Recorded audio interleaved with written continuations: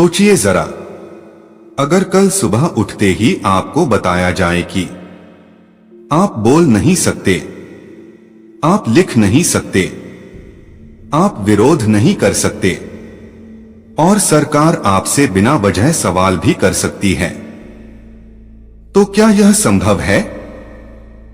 क्या भारत जैसे लोकतांत्रिक देश में ऐसा हो सकता है? हां, हो सकता है। और इसका जवाब छुपा है हमारे ही संविधान में।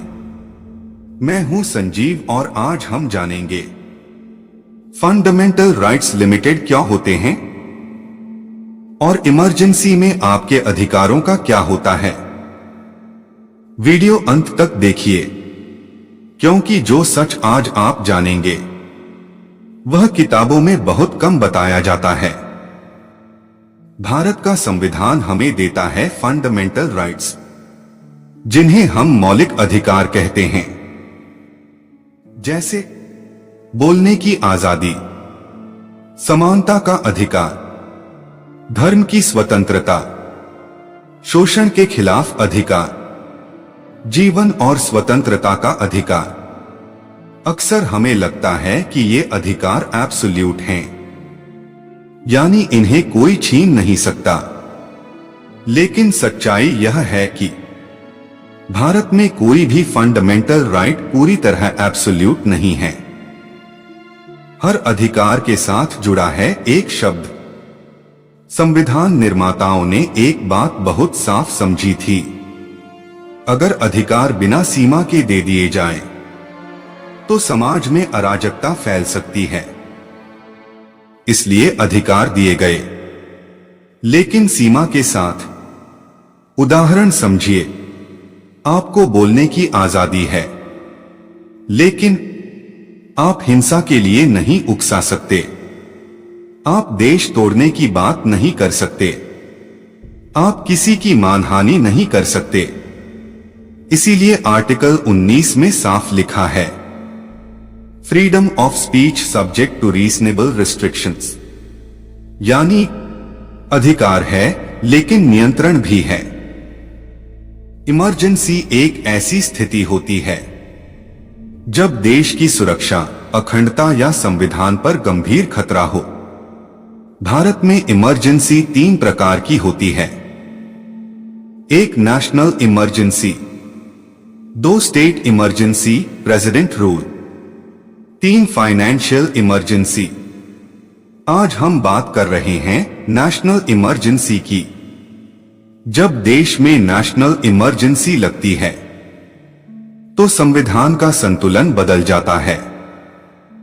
सामान्य समय में नागरिक शक्तिशाली होते हैं, इमरजेंसी में सरकार शक्तिशाली हो जाती है और यहीं से शुरू होती है फंडामेंटल राइट्स की लिमिटेशन।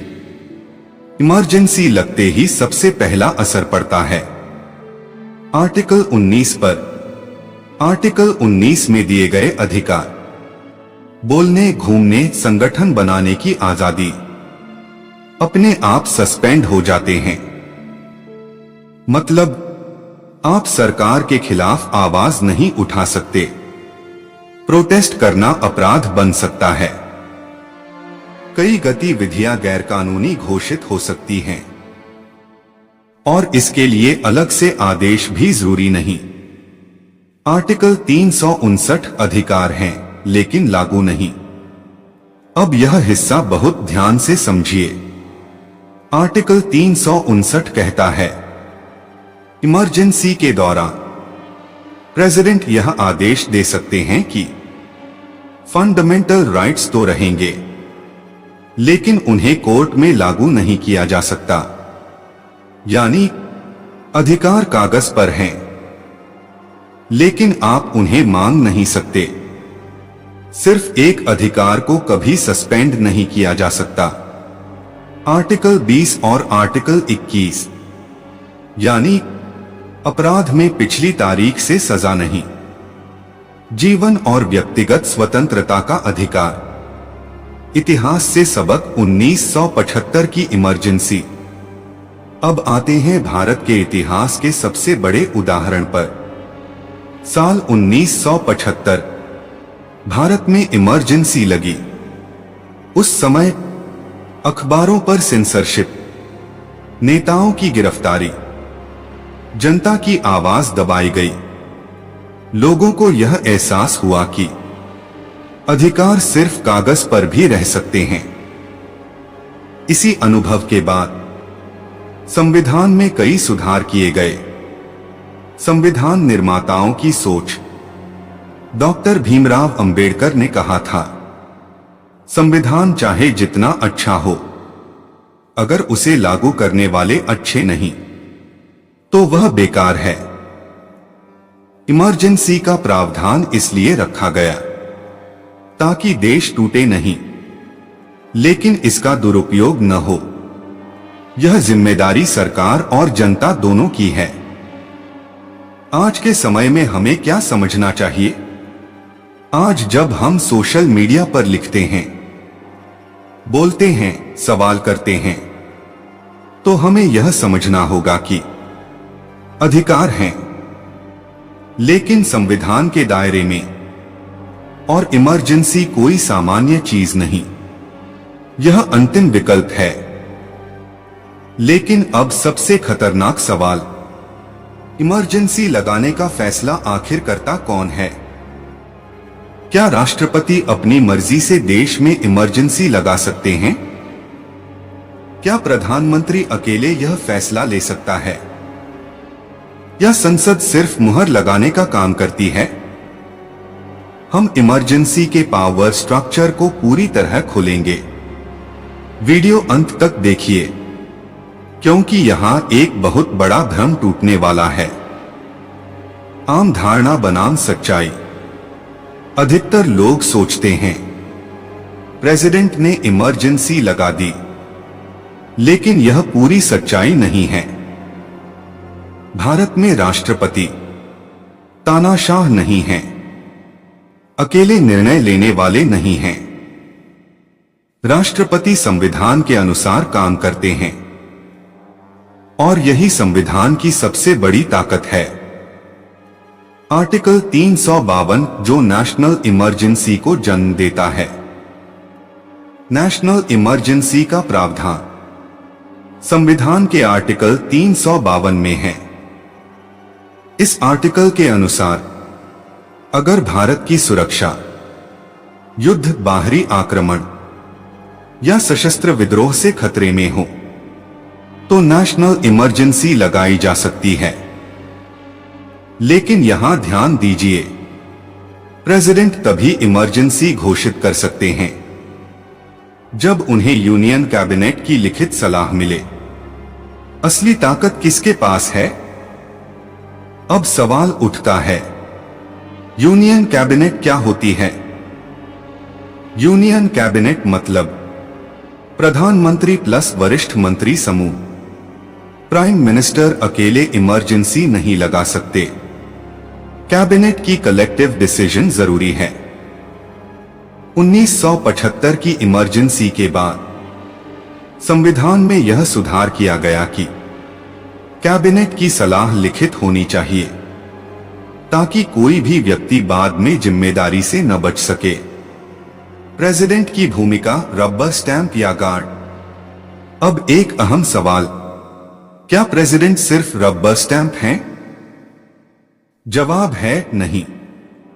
प्रेसिडेंट के पास अधिकार है कि कैबिनेट से सवाल पूछें, स्पष्टीकरण मांगें, सलाह पर पुनर्विचार के लिए कहें।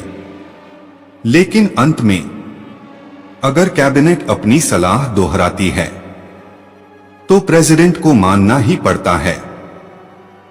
यही है कॉन्स्टिट्यूशनल बैलेंस। इमरजेंसी की घोषणा के बाद क्या होता है? जैसे ही इमरजेंसी घोषित होती है, एक पूरे देश में लागू हो जाती है। 2 केंद्र सरकार की शक्तियां बढ़ जाती हैं। 3 राज्यों की स्वायत्तता घट जाती है। लेकिन सबसे जरूरी कदम अभी बाकी है, पार्लियामेंट अप्रूवल। संसद की भूमिका सबसे बड़ी सुरक्षा। इमरजेंसी को अनिश्चित काल तक नहीं चलाया जा सकता। संविधान कहता है इमरजेंसी को 1 महीने के भीतर संसद की मंजूरी चाहिए। और मंजूरी कैसे मिलती है? लोकसभा में, राज्यसभा में विशेष बहुमत से। मतलब साधारण बहुमत काफी नहीं, विपक्ष की भूमिका बहुत अहम हो जाती है। इमरजेंसी कितने समय तक रह सकती है? अगर संसद से मंजूरी मिल जाती है, इमरजेंसी 6 महीने के लिए लागू रहती है। उसके बाद हर 6 महीने में फिर से संसद की मंजूरी जरूरी। यानी इमरजेंसी ऑटोमेटिक नहीं चलती। हर बार जनता के प्रतिनिधियों की सहमति जरूरी है। इमरजेंसी हटाने की शक्ति किसके पास है? अब यह जानना और भी जरूरी है। इमरजेंसी हटाता कौन है? 3 तरीके हैं। नंबर 1, कैबिनेट प्रेसिडेंट को सलाह दे।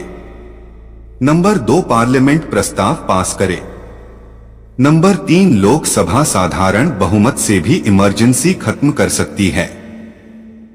यह सुधार 1978 के बाद जोड़ा गया ताकि तानाशाही की संभावना खत्म हो। 1975 की इमरजेंसी से क्या सीखा गया? 1975 में इमरजेंसी लगाई गई, लेकिन उस समय कैबिनेट की लिखित सलाह जरूरी नहीं थी। प्रेसिडेंट की स्थिति कमजोर थी, जुडिशरी पर भी दबाव था। इसीलिए बाद में 44वां संविधान संशोधन लाया गया। 44वां संशोधन लोकतंत्र की ढाल। इस संशोधन ने कैबिनेट की लिखित सलाह अनिवार्य की, आर्टिकल 20 और 21 को सुरक्षित किया, इमरजेंसी हटाना आसान बनाया, पार्लियामेंट की ताकत बढ़ाई। यानी संविधान ने अपनी गलतियों से सीखा। आज के समय में इसका क्या मतलब है? आज अगर कोई कहे सरकार जब चाहे इमरजेंसी लगा देगी, तो यह आधा सच है। इमरजेंसी लगाना आसान नहीं, अकेले व्यक्ति के हाथ में नहीं, बिना संसद के नहीं, लेकिन जागरूक नागरिक होना फिर भी जरूरी है। सबसे खतरनाक स्थिति कौन सी होती है?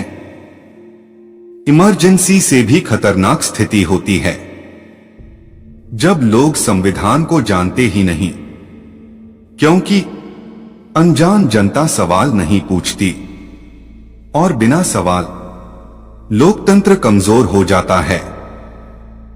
क्या आपने कभी सोचा है, अगर सरकार आपको बिना वजह जेल में डाल दे, बोलने से रोक दे और कह दे देश में इमरजेंसी है, तो आप किसके पास जाएंगे?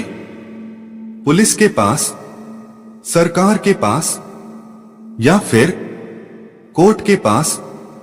लेकिन असली सवाल यह है, इमरजेंसी में क्या कोर्ट भी चुप हो जाती है?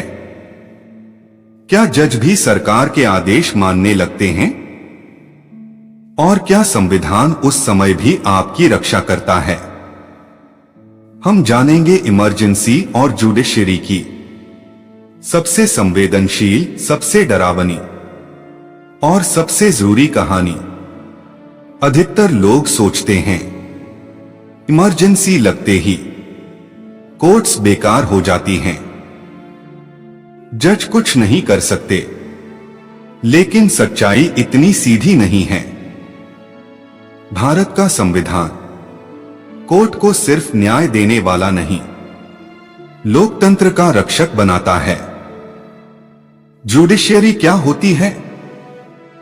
सबसे पहले सरल भाषा में, जुडिशरी मतलब सुप्रीम कोर्ट, हाई कोर्ट्स और पूरा न्यायिक तंत्र।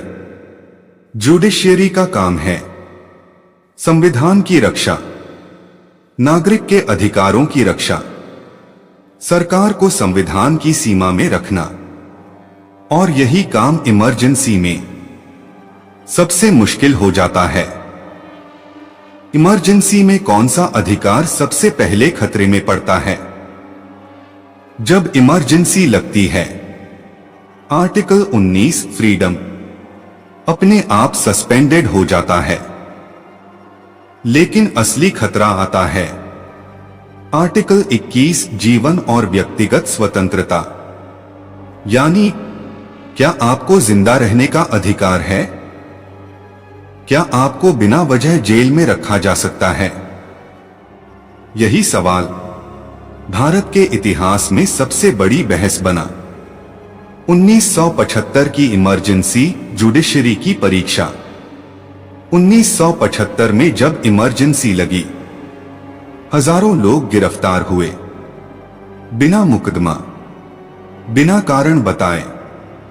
लोग कोर्ट्स पहुंचे और पूछा, अगर हमारा फंडामेंटल राइट ही सस्पेंडेड है तो क्या कोर्ट हमारी सुनवाई करेगी? यहीं से जन्म हुआ भारत के सबसे विवादास्पद केस का एडीएन जबलपुर केस, काला अध्याय। इस केस को कहा जाता है एडीएन जबलपुर वर्सेस शिवकांत शुक्ला। सरल शब्दों में सवाल था, क्या इमरजेंसी में किसी व्यक्ति को कोर्ट जाने का अधिकार है? अगर आर्टिकल 21 सस्पेंडेड हो। सुप्रीम कोर्ट का फैसला 1976। सुप्रीम कोर्ट ने कहा, इमरजेंसी के दौरान अगर आर्टिकल 21 सस्पेंडेड है तो व्यक्ति कोर्ट नहीं जा सकता, भले ही उसे गैरकानूनी रूप से जेल में रखा गया हो। यह फैसला लोकतंत्र के इतिहास में सबसे बड़ा झटका माना गया। इसका मतलब क्या हुआ? इसका मतलब था सरकार किसी को भी पकड़ सकती है, बिना वजह, बिना जवाबदेही, और कोर्ट भी मदद नहीं करेगी। यानी संविधान जिंदा था, लेकिन नागरिक असहाय था। एक जज जिसने अकेले सच बोला। इस फैसले में सिर्फ एक जज ने विरोध किया, जस्टिस HR खन्ना। उन्होंने कहा, जीवन और स्वतंत्रता सरकार की देन नहीं है, ये इंसान के साथ पैदा होती है। उनकी असहमति इतिहास बन गई, लेकिन इसकी कीमत भी चुकानी पड़ी। उन्हें चीफ जस्टिस नहीं बनाया गया। संविधान ने क्या सीखा? इमरजेंसी खत्म होने के बाद देश ने सवाल पूछा, अगर कोर्ट भी चुप हो जाए तो नागरिक कहां जाएगा? यहीं से संविधान ने खुद को बदला। 44वां संविधान संशोधन, जुडिशरी की वापसी। 1978 में 44वां संविधान संशोधन लाया गया। इसने साफ कर दिया, आर्टिकल 20 सजा से सुरक्षा, आर्टिकल 21 जीवन और स्वतंत्रता इमरजेंसी में भी सस्पेंड नहीं हो सकते। मतलब चाहे कितनी भी बड़ी इमरजेंसी हो, सरकार आपको बिना कानून के छू भी नहीं सकती। हेबियास कॉर्पस आखिरी हथियार। अब बात करते हैं सबसे ताकतवर हथियार की, हेबियास कॉर्पस। इसका मतलब जिसे पकड़ा गया है उसे कोर्ट के सामने पेश करो। इमरजेंसी के बाद यह अधिकार और मजबूत किया गया। अब कोई भी व्यक्ति किसी भी इमरजेंसी में कोर्ट से पूछ सकता है, मुझे क्यों पकड़ा गया? जुडिशियरी अब क्या भूमिका निभाती है?